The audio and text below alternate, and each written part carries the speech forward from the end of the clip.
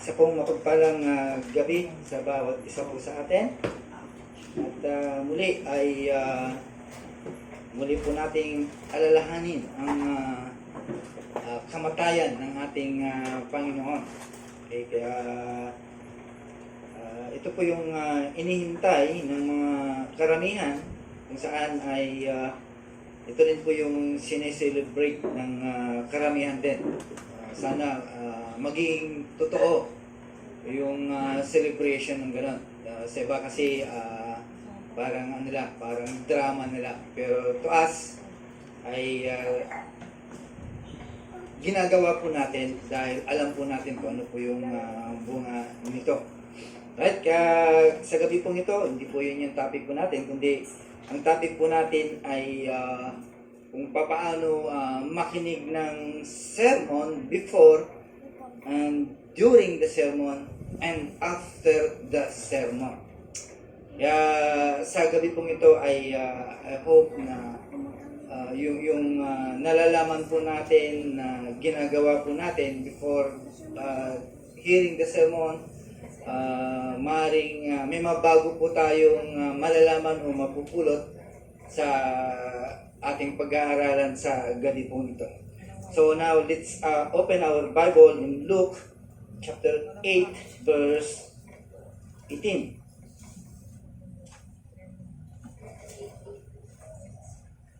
Right. Luke chapter 8 verse 18. Basahin po natin. Ang sabi po ng Luke verse 18, "Take heed therefore how you hear.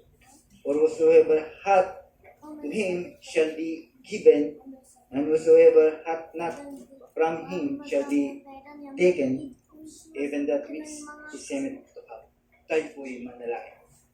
Tunay po Diyos, maraming salamat sa gabi pong ito kung saan muli kami po ay tinipon mo upang kami po ay sama-sama na makinabang anuman po yung hatid ng iyong mensahe o salita sa gabi pong ito, sapagkat ito po yung pagkain po ng aming kaluluwa. Samahan niyo po kami sa tulong po ng banal na Espiritu kung saan siya po magtuturo sa amin ng katotohanan.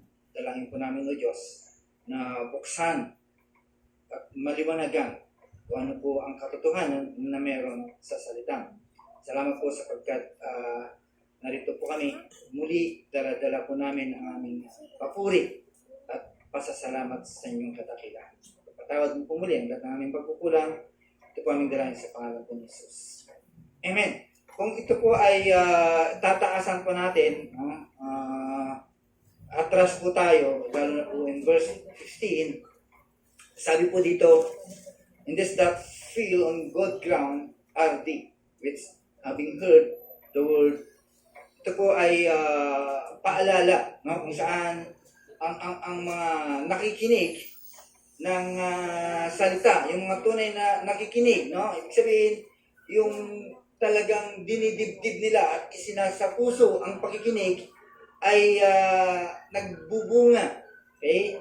Ng bunga, at sa pamamagitan ng kanilang pakikinig ay makikita po natin na talagang may pagbubunga yung pakikinig po natin. But in verse 18 na ating text, ito po ay warning.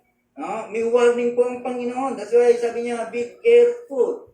Mag-ingat po tayo kung paano po tayo makikinig po nito.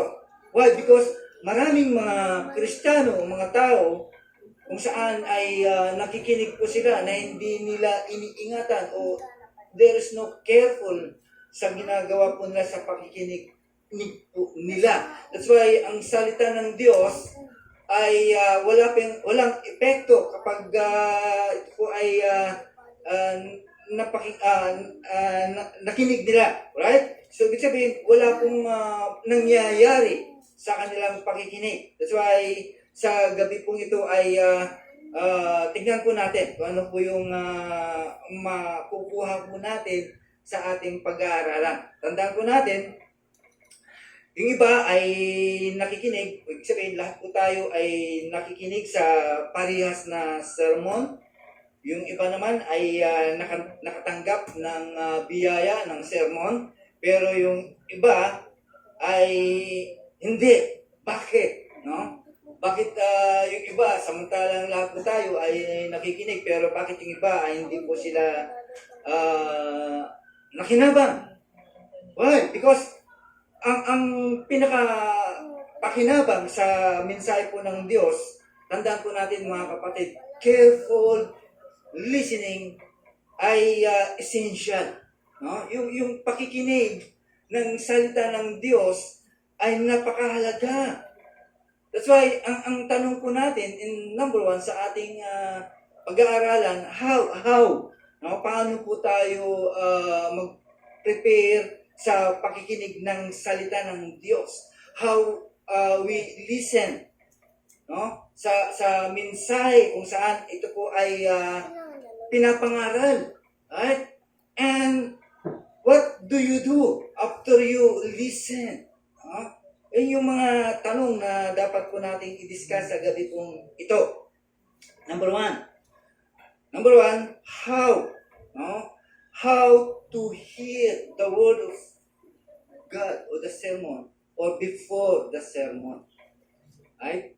Sometimes, akala natin na ganun na lang, pupunta na lang tayo sa simbahan, maupo na lang tayo. Right? Yun yung alam po natin. No? Yung iba naman, nakikita po natin kung paano nila piniprepare yung sermon, yung mensahe bago po nila isabihin sa gitna ng kongregasyon. Kaya nakikita po natin yung talagang mga maraming nananalangin. Right? Okay, so tingnan po natin kung ano po yung dapat po natin makuha po dito. Tandaan po natin, we need to prepare ourselves, no? Bago po tayo makinig ng sermon. Why? Because there is a great gain. No? May malaking pakinabang kapag tayo po ay talagang makinig. Right? Tandaan po natin, no? Mayroon tayong malaking pakinabang. Kaya ano yung mga paraan? I hope na meron tayo kanya-kanyang paraan before we listen to the sermon, no? Before the message. Number one, no? Ito po ay practical na ginagawa. Right? Number one is about diligent prayer. Bakit kailangan? No? Bakit kailangan po ng diligent prayer before we listen to a sermon? Okay? Why? Because we should pray. No? Dapat manalangin po tayo para sa mga makikinig at sa preacher. Okay? Dapat ipanalangin po natin. Okay? Yung makikinig at yung magpipreach. Why? I-apply po natin yung Psalms 127 verse 1. Right? Psalms 127 verse 1. Pakibasa, Brother Joshua Dumundon. Psalms 127 verse 1. Psalms 127 verse 1. Except the Lord build the house, they labor in vain that build it. Except the Lord keeps the city, the watchman waketh but in vain. Alright, no? Kala natin sa ano lang ina-apply po ito. Pero i-apply po natin sa sermon. It means that unless God acts, the preaching is worthless. Right? Kung hindi kikilos ang Diyos sa pinipreach ng preacher, walang pakinabang po ito. It's useless. It's worthless. Right? Kaya, imposible. That's why, ang ginagawa ng mga iba, o gagawin po natin, dapat makiusap po tayo sa Diyos. Right? Na i-bless po niya yung messenger, yung message, at yung makikinig. Tandaan po natin, mga kapatid, hindi lang basta-basta nang dito ka makikinig. Tandaan mo, mamaya mapapag-aralan po natin. Baka pag uwi mo, wala kang dala-dala o empty pa rin. Right? Kaya napakahalaga po yung diligent prayer. Dapat ipag-pray natin yung una, yung messenger, yung pangalawa, yung message, at yung makikinig. Napakahalaga po nito. Right. So, anong gagawin po natin? Letter A. Right? Let us pray. Panalangin po natin kung sino man yung katabi mo, kung sino man yung mga daladala mo, kung sino man yung mga bisita po natin, and even the member of the church, dapat ipanalangin din po natin. Right? Basahin po natin, Ephesians chapter 6, verse 18. No? O, pakibasa. Tulungan niyo akong pakibasa. No? Brother Mori, pakibasa. Ephesians chapter 6, verse number 18, praying all times in the Spirit, with all prayer and supplication to that end, keep alert with all perseverance, making supplication for all the saints. Alright, no? Sabi po dito, pray in the Spirit in all times. Every prayer and supplication. That's why, are we praying? No? When was the last time na ipanalangin po natin yung mga bisita po natin, yung katabi po natin, yung mga mahal po natin sa buhay para mag-benefit po sila sa mensahe na kanilang napapakinggan. O yung mga regular attendees, yung mga bisita po natin na pumupunta pa dito, no? Pinapanalangin pa ba natin po sila? Okay? Or basta na lang, nandito po tayo. Right? Napakahalaga po na ipanalangin po natin po sila. Right? Kasi alam nyo, ang demonyo katabi mo. Nandiyan din yan. Yung demonyo nandiyan sa loob ng simbahan. At naamoy niya yung fragrance ng salita ng Diyos. Yung bango ng salita ng Diyos. Right? Okay? Kaya dapat manalangin po tayo. Kaya maraming mga Kristiyano, after ng sermon, okay, lalo na pag hindi nakinig, yun yung binabantayan. Although ang demonyo wala siyang pakinabang sa salita ng Diyos, kundi ang binabantayan niya, yung tao na walang, hindi po siya seryoso ng pakikinig. Kaya malimit, no? Uwian ng isang Kristiyano ay talunan because wala na, ninakaw na yung salita ng Diyos na dapat na itanim sa kanya. Kaya bantayan po natin. Kala po natin, andyan lang yan. Naghihintay lang yan. Right, so next is let us also pray. No? Yung mga una na dinala natin sa simbahan po ito na nag-bisita po natin and on off. No? Ibig sabihin, nandito ngayon, next week wala ulit, nandito ngayon, ganoon. No? Ibig sabihin, ipag-pray din po natin po sila na dapat wala pong sagabal sa kanilang pag-attend o walang sagabal sa kanilang pakikinig ng sermon. Right? Kung hindi po natin bibigyan ng attention po ito, okay? Ganun pa rin, the same, walang nangyayari. Okay? Ibig sabihin, lahat po tayo bilang mga Kristiyano, nakapokus lamang po tayo sa mga bagay kung saan ayun po yung iniining po natin. Yung mga material na mga needs po natin. Okay? Ibig sabihin, hindi na po tayo concerned sa mga tao. Ibig sabihin, ay nagiging selfish na po tayo sa ating panalangin. Okay? Kaya that's why we need to pray for them. Na sana wala yung hindrances sa kanilang pagpunta sa simbahan. Right? And let us see, no? Pray for specific things. Ibig sabihin, yung mga kapatid po natin, ipag-pray po natin, lalo na yung mga depressed, discouraged, living in sin. Right? At higit sa lahat, yung kaligtasan ng mga makasalanan. Or maybe some of them ay kailangan po nila na encourage. O dapat ipag-pray din po natin yung mga talagang gumagawa ng kasalanan that kailangan ma-rebuke po sila sa salita po ng ating Panginoon. Right? Ang higit po sa lahat, pray for the preachers as well. Ipanalangin din po natin ang mga preachers po natin. Why? Because our preachers are also Christian. Akala po natin so percent na mga yan. Hindi, mga Kristiyano din po yan. They are not a super Christian, no? Hindi po yan mga super Christian yan. Okay? Hindi nyo ba alam na ang mga preacher po natin, meron din silang mga struggle. Okay? So, kailangan din po nilang hanapin yung biyaya ng Diyos sa pamamagitan ng mensahe na kanyang preach. Kailangan makinabang din po siya.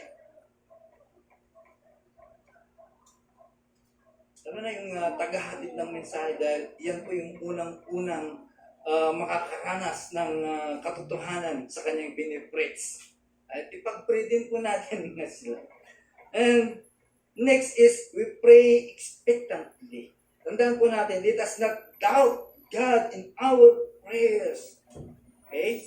We look to His faithfulness, anticipating His powerful work. Huh? Pag-pray po natin that God will work through revival in our church and other places of church. Okay? Lahat po yun ay makita po natin at tignan po natin. Okay? Kaya tandaan po natin, no? Bilang paalala, bago po tayo mag-umpisa, alam po natin na ang the purpose po natin para pumunta dito is to worship, no? Yun po yung malaking kadahilanan. Pero tandaan po natin, before the worship begins, no? Yung ibang mga simbahan, bago po sila mag-start ng worship, they are not spending their times in conversation, di ba? So hindi mo nakikita na sila sa salita, kundi nandun, no? Nananalangin po sila. Right? Or 5 minutes before the worship service, no? Ibig sabihin, tandaan po natin, before entering, no? Bago po tayo pumasok sa presensya ng Diyos, it requires preparation. No? Nangangailangan po ng preparation. Kailangan po natin i-prepare. Number 2, no? Number 2, practical preparation. Practical preparation. Right? Alam ko, lahat po bilang Baptist, alam po natin, no? Yung ginagawa po natin, lalo na po yung pananamit po natin. No? We dress ourselves for the Sabbath. Di ba ganun ang Baptist? Okay? Tandaan po natin, hindi lamang po yun. Right? Ibig sabihin, Saturday night pa lang, nakapag-prepare na po tayo. Right? Saturday night pa lang. As much as possible. Ibig sabihin, Saturday pa lang, para hindi ka na mapagod, we have to minimize our responsibility. Na yung mga ginagawa po natin, bawasan po natin. Okay? Kasi darating po ang linggo. We should minimize our workloads before Sunday, during Sunday. Kaya yung iba, no? Yung iba talagang mauutap. Gabi pa lang, luto na yung pagkain nila. Wala nang ginagawa, nakaprepare na po lahat. Right? Ibig sabihin, nakahanda na lahat, kaya nakakalungkot. No? Nakakalungkot kung kailan linggo ay meron pang naglalaba. Isinisingit pa yung paglalaba, o ano pa yung mga ginagawa before Sunday morning, no? May mga ganyang Kristiyano. Right? Sa gabi ng Sabado, talagang nagpupuyat pa. Talagang ini-expose po niya yung kanyang time. Inuubos niya, kaya pagdating ng Sunday morning, wala nang lakas para makinig. See that? No? Kaya ang salita ng Diyos ay ginagawa na lang sleeping pills. Right? Para makatulog po siya. Yun po yung napakalungkot. Right? Kaya pag gano'n na nangyari, wala nang focus sa pakikinig ng salita ng Diyos. Kaya mga kapatid, kung merong mag-imbita sa'yo ng Sabado, ng gabi, huwag mo nang patulan. Right? Kung talagang gusto mong ang linggo ay para sa Lord, huwag mo nang patulan mga yan. Sabado pa lang, nagpapaingatan na. Alam nyo, we have to take this seriously. Okay? kailangan nating kunin po ito na mayroong pagka-seryoso. Okay? Why? Because dapat yung puso po natin nakapokus sa araw ng ating Panginoon. Okay? If you convince na ang araw ng Panginoon ay napakahalaga, we must guard our Saturday night. Amen. Di ba? Kung inakala mo na talagang napakahalaga yan, gwardiyahan mo yung gabi mo. Right? We make sure na talagang makakapagsimba yung mga kasama mo sa bahay. Right? Pangatlo, no? Pangatlong na kadahilanan. Right? Meron dapat tinatawag na sincerong patawad o sincere repentance. Right? Ito yung mga paraan, no?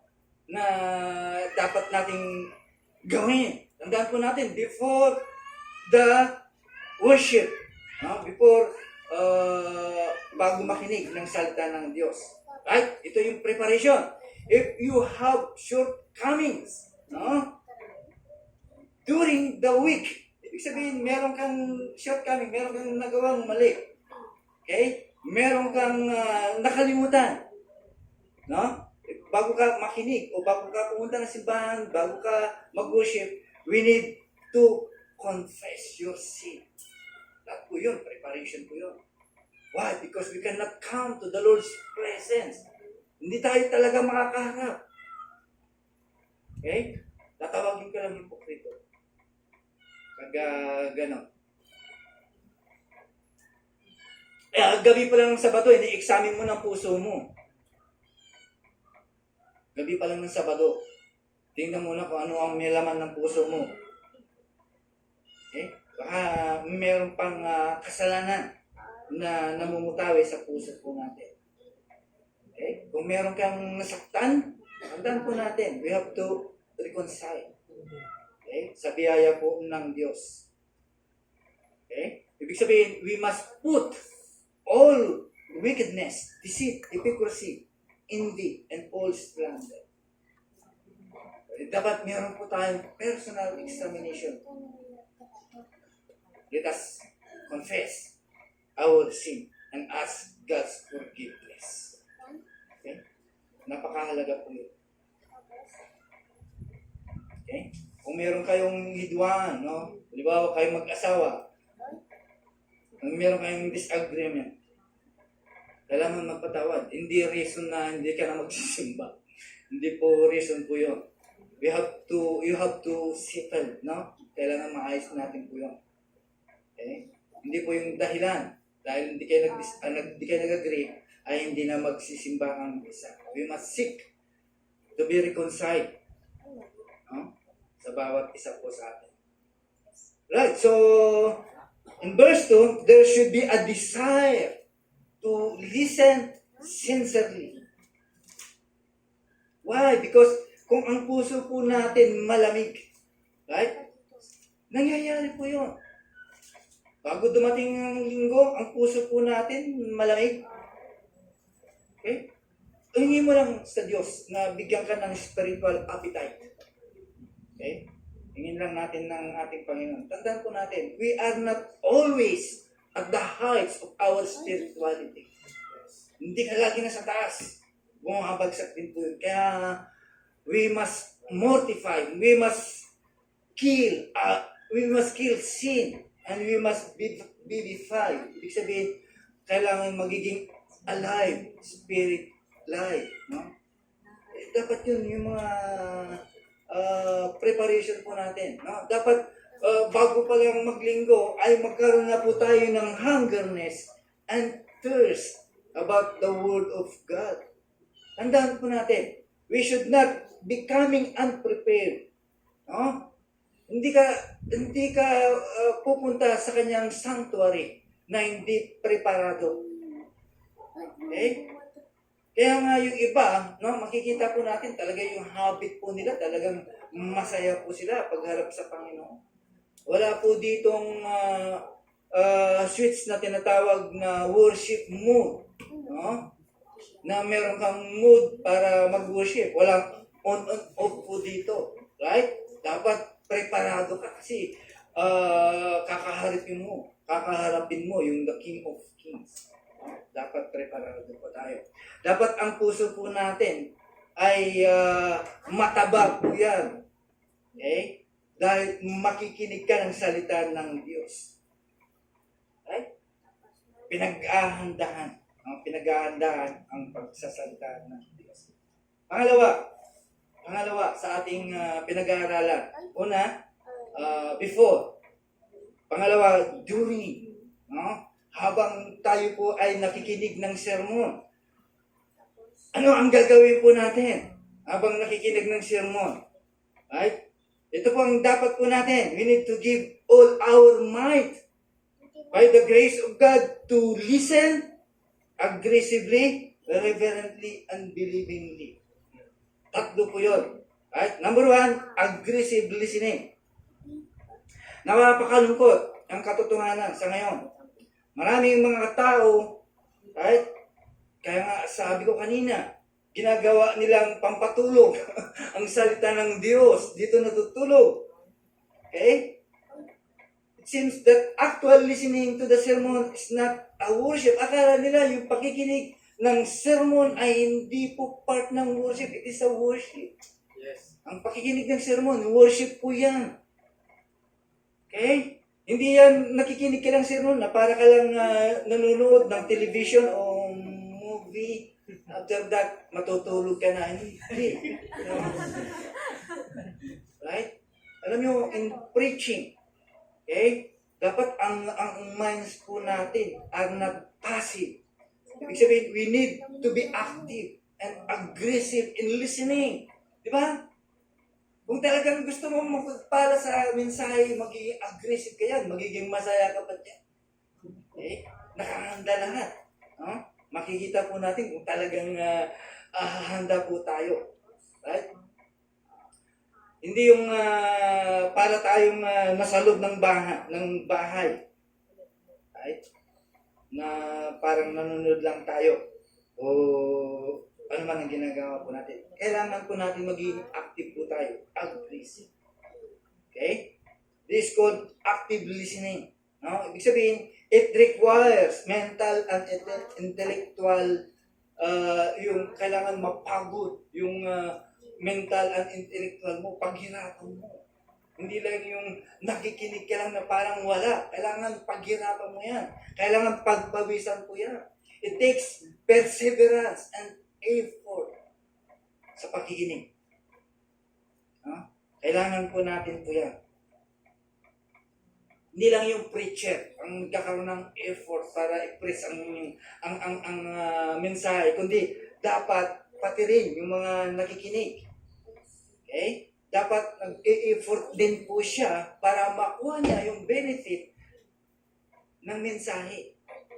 Tandaan po natin mga kapatid, we are not listening. We are not listen para ma-entertain po tayo sa salita ng Diyos.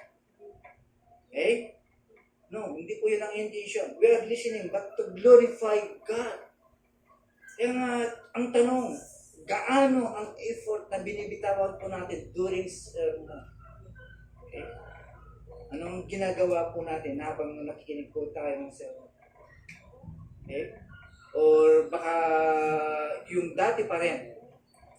Okay? Nakatayo ka dyan, nakaupo ka dyan, at inihintay mo na lang na matapos yung sermon.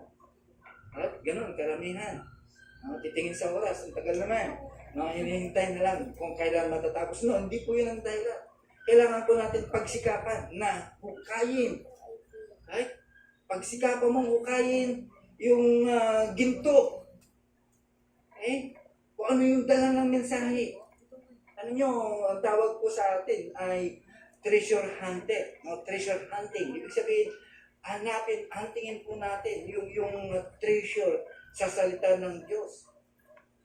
Right? Yung mga treasure hunter, nag-aaway-aaway yan eh. Di ba? Yung mga treasure hunter, kapag naghanap po sila. Sa atin, hindi po. Yun yung po ang kagandahan.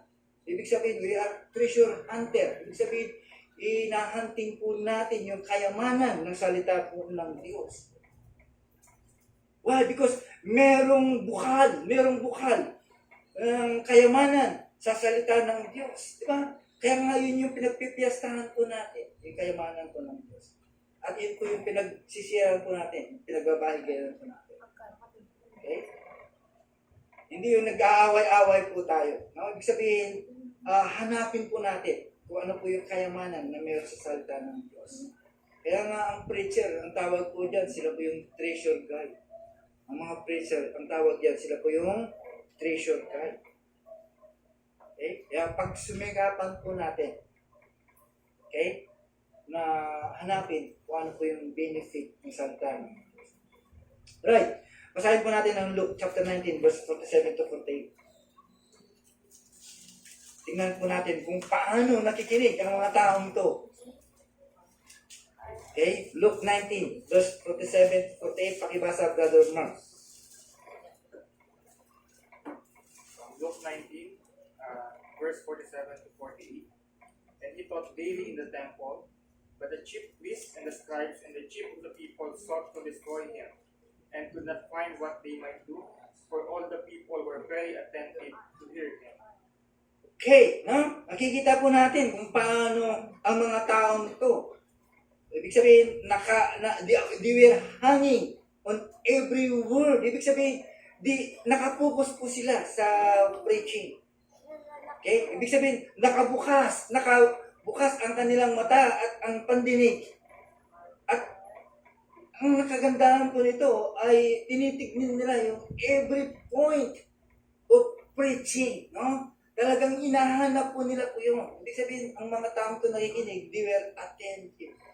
Talagang parang yung bunganga nila nakaganyan. Right? Talagang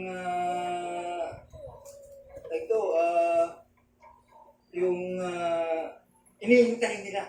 No? Right, so tandaan po natin. Why? Because alam nyo, napakahirap. Listening to the sermon, we are at war. Para tayong nakikipaglaban. Ang pakikinig po ng sermon, nakikipaglaban. At hindi po ito madaling away. It is not an easy battle. Kaya nga sabi ko kanina, the enemy is also within the church. Ang kaaway nandyan din po sa loob ng simbahan. Not just to the benefit of the world. Right? But to live what has been sown. Ibig sabihin, tinitignan niya, inaabangan niya yung salita na dapat itatanim sa puso ng nakikinig. Lalo na sa mga hindi active na nakikinig. Alam ni Satanas, alam ng kaaway kung ano po ang pinakamalaking benefit sa sermon. Okay? Kaya nga sometimes, hindi nyo ba na-experience nasa kalagitnaan ka na ng climax ng salita ng Diyos, nag-i-enjoy ka na. Pero merong distraction. Di nyo ba naintindihan yun? Sometimes, may mga pumapasok sa isipan po natin, it is distraction. Nawawala tuloy yung konsentrasyon mo sa pakikinig ng salita ng Diyos. Right?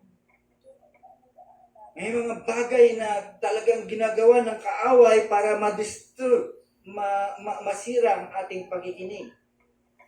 Okay? Sometimes naman, merong maingay sa likod mo. Merong gustong kumausap sa iyo. Ay, gawa po ng lahat ng kaaway po yan. Kasi binabantayan ka dahil alam niya malaki ang pakinabang sa salita ng Diyos, hindi sa sinasabi ng preacher. Okay? Yun yung inaabangan. Okay? Yan yung inaabangan. That's why we must learn. No? Dapat matutunan po natin kung paano po natin i-ignore. Okay? Kung paano po natin alisin para hindi po niya makuha yung ating attention. Right? While someone is preaching, tulad niya, no? May mga nagpipreach. Alam nyo, dapat nag-i-intercede din po tayo. Okay? Dapat meron tayong intercessory prayer, which is ejaculatory prayer, yung bulalas ng simpleng panalangin na dapat nananalangin po tayo na yung focus ng pakikinig ng salita ng Diyos ay mapunta sa dapat. Okay?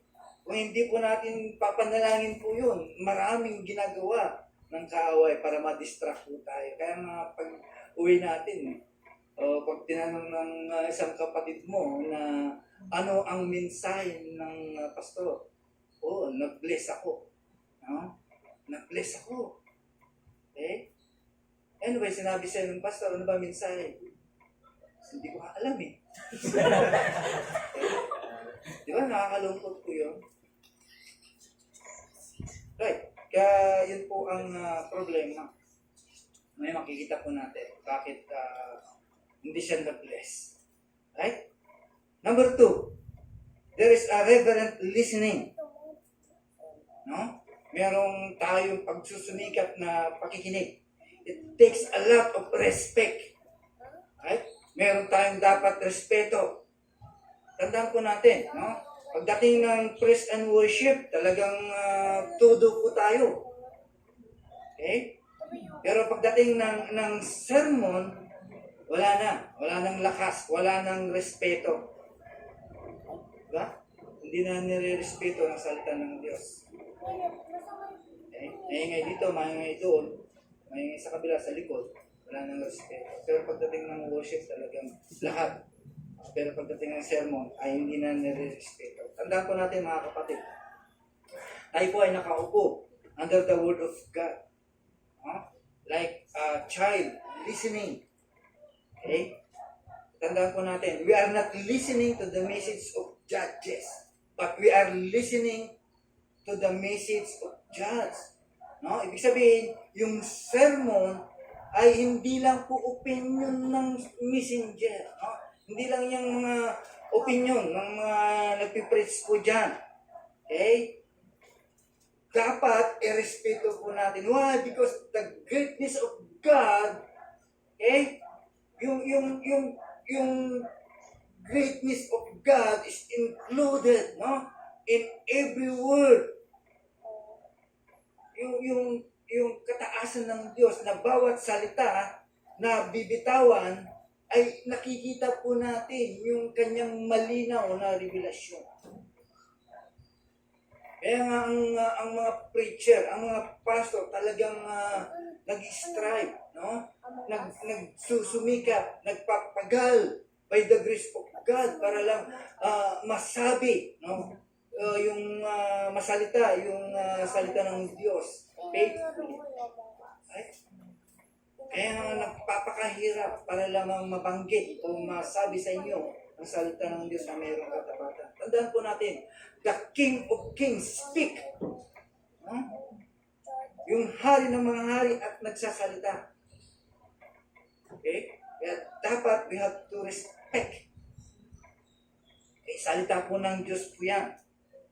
At dapat ma-enjoy po natin po yan. Kaya nga, dapat ang salita ng Diyos ay tinatanggap po dyan na may kababaan. Right? Because has the power to save our soul. Kaya tinatanggap po natin yan. Hindi po tayo dapat magre-rebellion. Why? Because tandaan po natin, ang salita ng Diyos ay para lang tayong mga pulubi. Okay? Na umaamot sa salita ng Diyos. Right?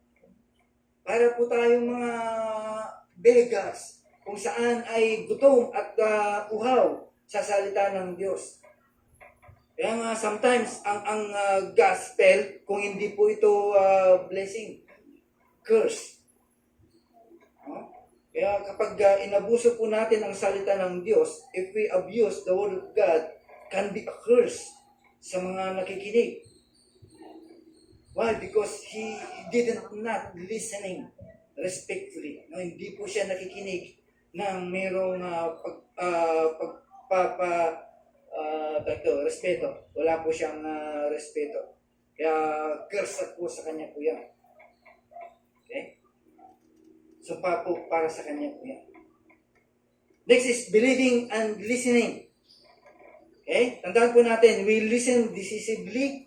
We do not doubt the word of God. No? Katotohanan po yun because it is appropriate that we study and examine the scripture daily. No? Katulad po ng mga Bereans sa Acts chapter 17 verse 11. Bagamat sinasaliksik nila talaga kung talagang ang sermon ay totoo. Ibig sabihin, hindi tayo nagdadoubt kung bakit po natin sila nasaliksik. Tinitignan lang po natin. Okay? Hindi na po natin tinitreat ng salita ng Diyos as a commodity. No? Salita po ng Diyos po yan. Okay? Ibig sabihin, directive word ng sinasabing key. Hindi po yan commodity na kailangan ko to, kailangan ko ng salita ng Diyos. Hindi po ganun. Okay? Kaya mga kapatid, there are those who listen, no, not to glean wealth from the word of God. May mga tao na talagang hindi po nakikinig na para makita o makita yung makuha yung kayamanan ng salita ng Diyos, kung saan ay ipinipresenta ng preacher. May mga ganung klaseng mga Kristiyano, kaya hindi nila nakukuha yung kayamanan ng salita ng Diyos. Why? Because they criticize, no?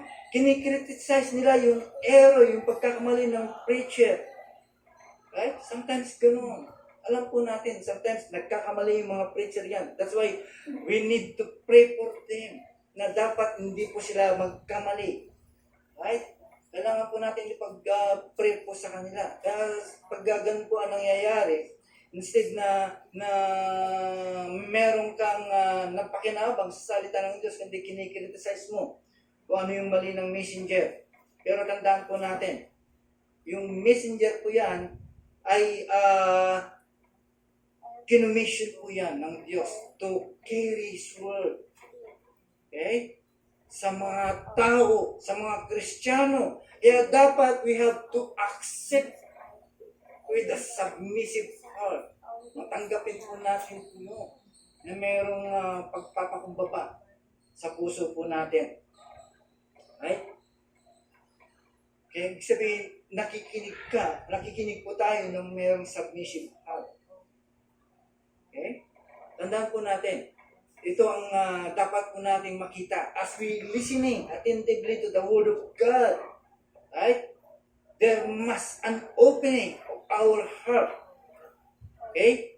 Kapag ikaw ay talagang nakikinig attentively, mayroong pagbubukas sa puso para matanggap po natin kung ano po yung pinipress po sa atin. Pero pag inunahan mo ng criticism, alam mo yung mensahe dapat para sa'yo eh. Pero criticize mo yung preacher o yung messenger dahil sa kanyang pagkakamali. Pero para sa'yo yung mensahe po yun. Hindi mo na nakuha. Right? Kaya dapat ang mga nakikinig ay tanggapin po natin yung correction, yung warning, yung teaching, and yung promises. Hindi lamang yung gusto lang nating makinig. Ayaw po yan dahil hindi yan naangkop sa akin. Right? Hindi yan ang mensahe para sa akin. Baguhin mo. O kaya palitan mo sa susunod. No. Kailangan meron po tayong submissive heart.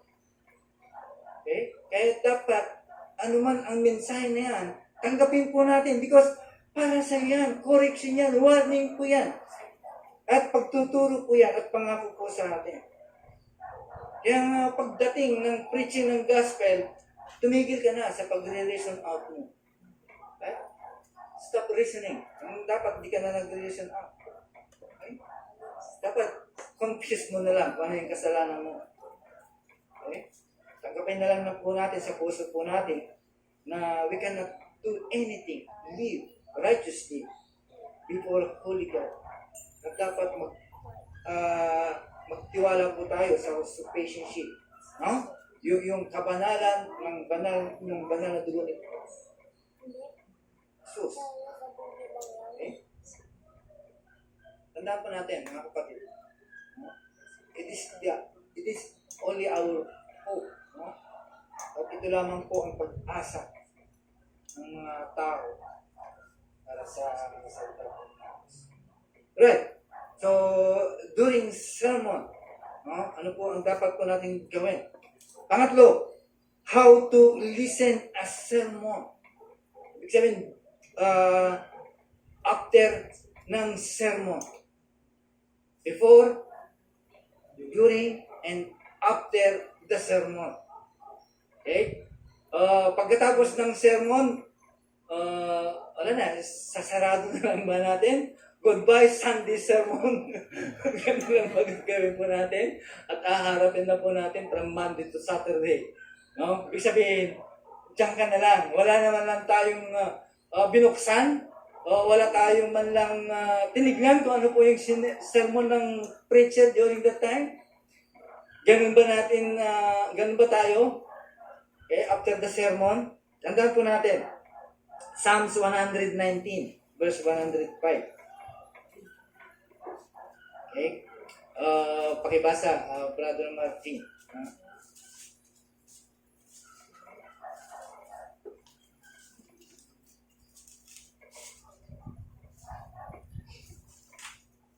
Psalms 119, verse 105. Your word is a lamp to my feet and a light to my path. Right, no? The things to do before listening to a sermon are very important. No?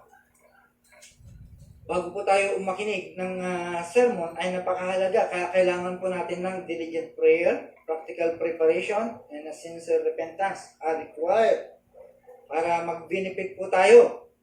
Right? And it's also important how we listen. Right? At napakahalaga kung paano po tayo makikinig sa sinuman na nagpipreach. Okay? So ano po ang gagawin po natin? We have to listen aggressively, respectfully, and reverently. And with faith, believingly. No? Pero hindi po yan natatapos ang iyong responsibilidad. Okay? Merong mas malaking responsibilidad. At ito po ay napakahalaga. Okay? Kung paano po natin ipapamuhay yung sermon na napakinggan po natin. This is a big challenge. Okay? Sa sermon na napakinggan mo. Okay? No, hindi yan natatapos. Kala po natin tapos na. Hindi.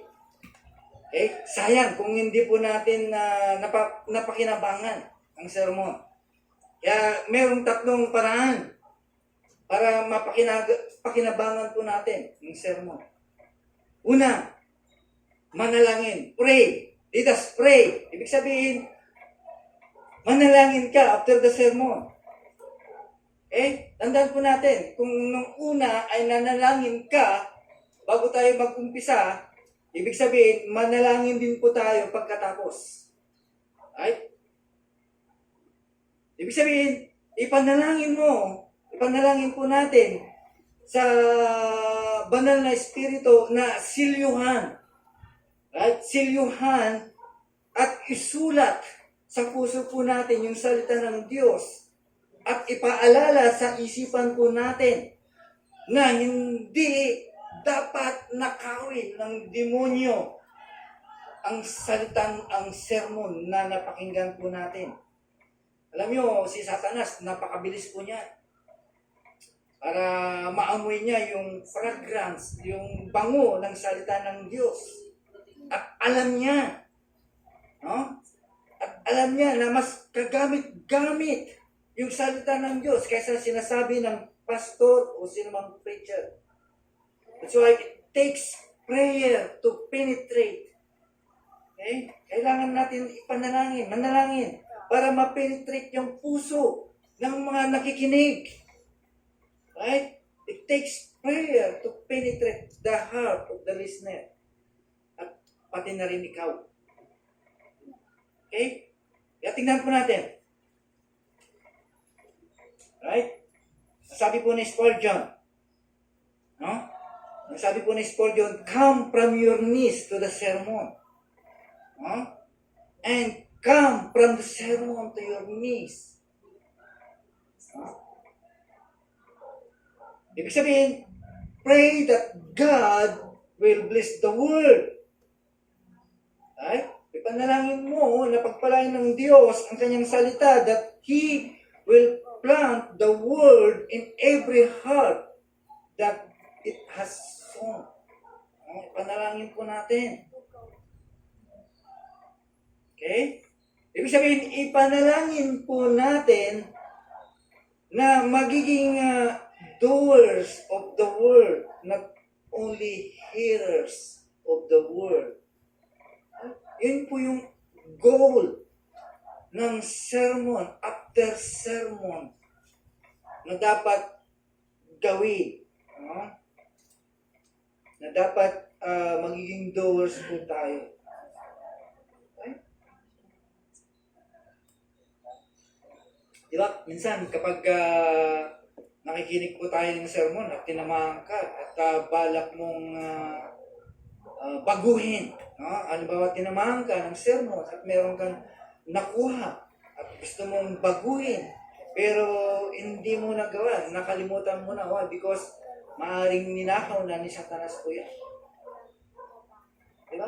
Sometimes, tinatamaan po tayo ng sermon at gusto po natin mabago ang sarili po natin.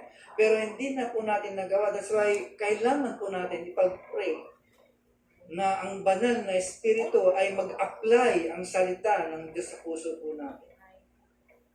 Okay? Hindi po natin gagawin po yun. Sayang ang sermon. Tandaan po ninyo mga kapatid, nakaupo kayo dito sa totoong simbahan at napapakinggan po ninyo ang tunay na salita ng Diyos. Okay? Kapag hindi mo ito napakinabangan, it's useless. Walang kwenta. Okay? Number 2, na dapat mong gawin para ma-enjoy mo ang sermon after the sermon. Ponder. Ano ba yung Tagalog ng ponder? Meditate. Yung meditate mo. Palawakin mo. Pagyamanin mo. Ibig sabihin, meditate on the word you heard. Ay, hindi doon natatapos.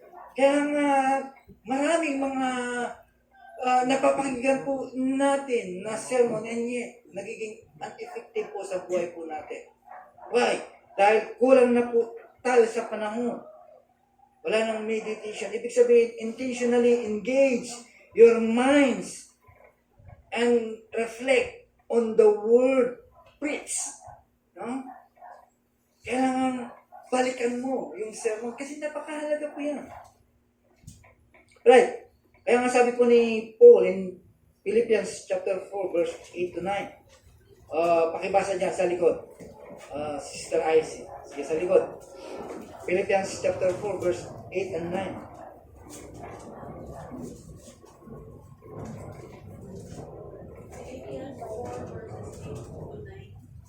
Finally, brethren, whatsoever things are true, whatsoever things are honest, whatsoever things are just, whatsoever things are pure, whatsoever things are lovely, whatsoever things are of good report, if there be any virtue, and if there be any praise, think on these things.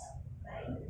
Those things which ye have both learned, and received, and heard, and seen in me, do, and the God of peace shall be with you. Right. Those are the images of the Word of God. Okay? Ibig sabihin, ito yung pang-alis ng mga worries sa buhay po natin. Yan po yung larawan ng mensahe ng Diyos. Kaya, ponder, meditate. Now, paano po ang gagawin po natin? There are practical steps, no? Para hindi po mawala sa iyo. Right? Kasi tandaan po natin, mga kapatid, bagamat nakikinig po tayo, paglabas natin dito, paglabas mo sa gate, hindi mo na maalala kung ano yung sermon na sinasabi sa'yo. Kung ikaw ay nakinabang at na-bless ka dyan sa sermon, at least maalala mo yung mga major points. Di ba? Kung talagang na-bless ka, kung hindi mo naman maalala yung mga major points, yung mga sub-points talaga. Kung talagang na-bless ka, di ba? There's something na maiiwan sa isip mo kung talagang na-bless ka. That's why napakahalaga po. No? Dapat may mga journal po tayo. No? Meron kang take down, take note. Okay? Anong panahon ni Pastor John? Lahat talagang nagtitake note. Okay? Kaya yung mga talagang nung una hanggang ngayon, yung mga take down pa kay Pastor John, no? Alam niyo, kayamanan yun eh. Well, yun yung wealth. Yun yung, kaya nga, digging, no? Yun yung kayamanan. Kaya mahalaga po yun. Kaya, hindi lamang po yung para isinulat. Sinulat mo niya, sinulat mo nga, tapos ibinalibag mo. Bakit mo sinulat? Right? Sinulat mo yan para i-meditate at magkaroon ka ng personal devotion or quiet time. Di ba? Yan yung reason kung bakit po natin nag-journal po tayo. At ito rin yung reason para ma-discuss po natin, no? Sa mga kapwa nating mananampalataya. Okay? While you eating, kahit man saan, may pagkakataon kayong i-discuss. Kasi lahat yun ay hindi may po-point out sa'yo ng preacher. May mga bagay na hindi na point out sa'yo. Kaya yun yung pagkakataon na pag-uusapan ninyo. Ibig sabihin, hinalukay nyo pa. Right? Nakinabang pa kayo. Yun yung napakahalaga. Okay? Ang responsibilidad ng nakikinig beyond the sermon, no? Ito po yung dapat po natin makita. Yung responsibilidad po natin sa pakikinig ng sermon. Buksan po natin ang Proverbs chapter 27 verse 17. Yun yung resulta ng pakikinig ng sermon.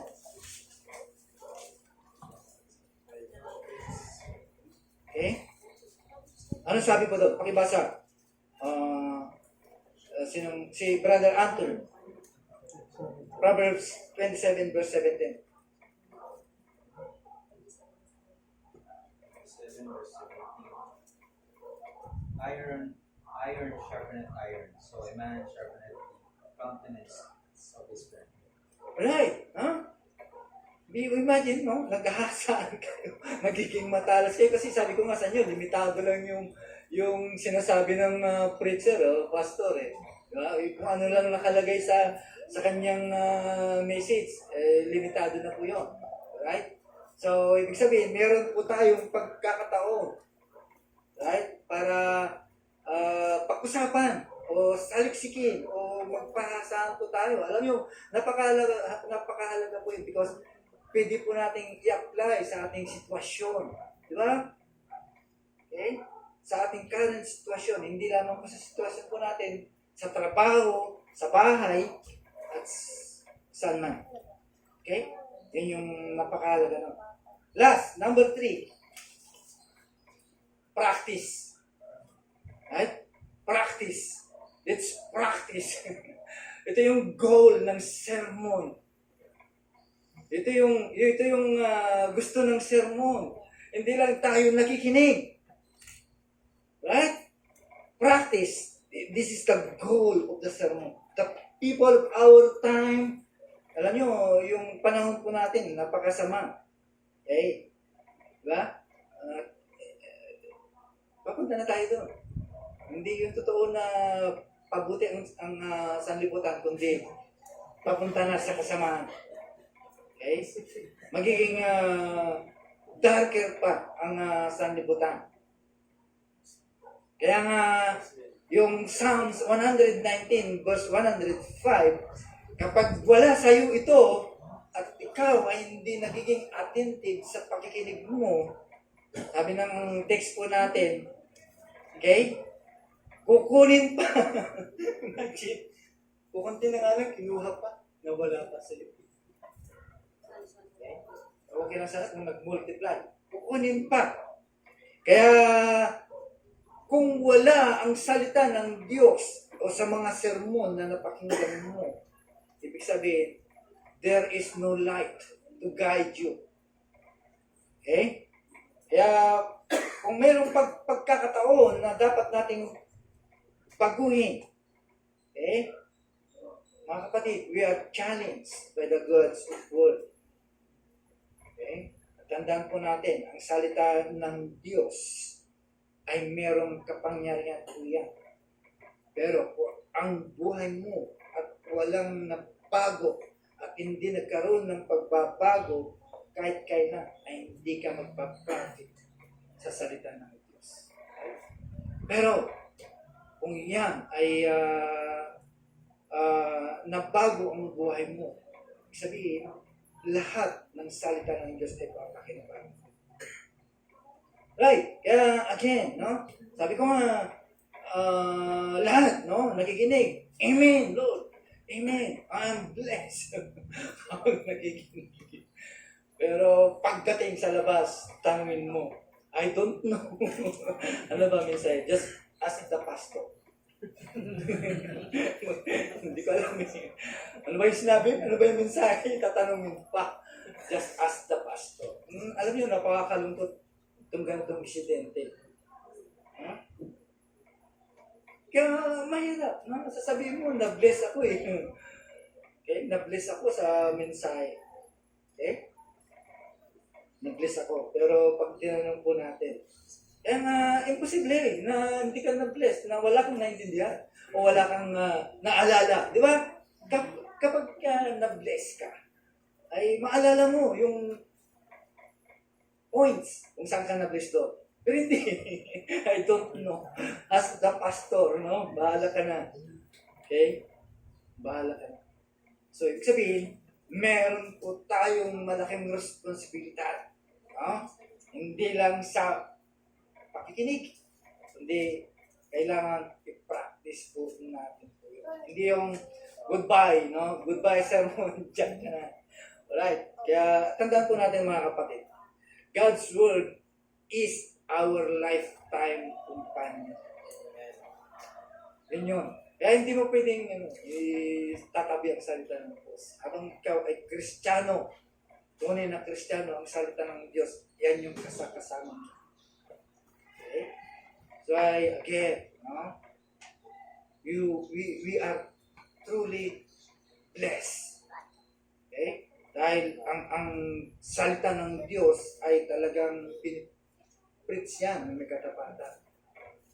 You are blessed. So don't waste it. Huwag mong sayangin. No? Huwag nating sayangin. Try! No? Sikapin po natin na ipamuhay yung mga mensahe na ating napakinggan with the grace of God and the power of the Holy Spirit. Huh? Kasi kung hindi, hindi po natin gagawin o ipapractice. Tandaan po natin, mga kapatid. Okay? The world is dark and we need the light of the world. Ikaw, tayo, ang pag-asa ng salita. Kaya kapag ang salita ng Diyos, no, nasa iyo at napakinggan mo, yun yung pag-asa ng mga tao kung saan ay walang pag-asa. Right? Kaya I hope na magiging blessing po sa atin yung susunod na mag-preach dito. Right? Live naman na. Kami po ay nagpapasalamat po Diyos sa paalala sa mensahe na aming matunghayan. Salamat po sapagkat we need a lot of preparation, especially sa bago makinig ng sermon, during the sermon and after the sermon. Hindi lamang po Diyos ito ay taken for granted. Saan kailangan po namin gawin po ito, Diyos. Kailangan po namin i-practice po ito. Sapagkat napakahalaga o Diyos ang iyong salita. Kaya tulungan niyo po kami, Panginoon, na mapaghandahan sapagkat ito po ay napakahalaga po sa buhay ng isang Kristiyano. At hindi lamang po yung Panginoon, kundi tulungan niyo din po kami na ma-practice po namin yung salita mo na aming napakinggan, magawa din po namin po Diyos. At may apply din po namin sa buhay po namin at may share din po namin sa aming kabataan. Maraming salamat. Pamidalangin sa pangalan ng Jesus. Amen.